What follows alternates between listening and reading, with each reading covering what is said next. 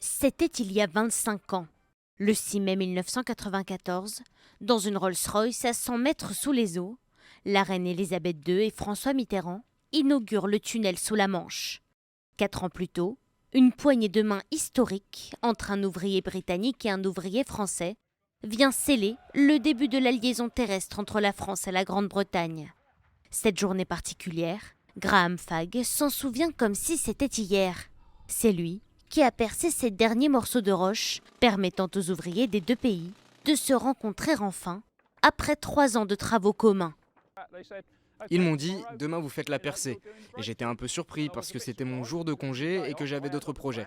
C'est génial. Je suis passé, j'ai rencontré Philippe, je lui ai serré la main et il y avait un grand nombre de caméras.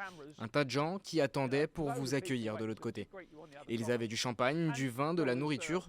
De notre côté, nous n'avions que du thé et du café. 25 ans plus tard, cet anniversaire prend un sens tout particulier avec le Brexit. Si le tunnel a longtemps été le symbole des relations privilégiées entre la Grande-Bretagne et la France, aujourd'hui, c'est surtout la prouesse technique qui est entrée dans l'histoire. Avec près de 38 km, le tunnel sous la Manche reste le plus long tunnel sous-marin du monde.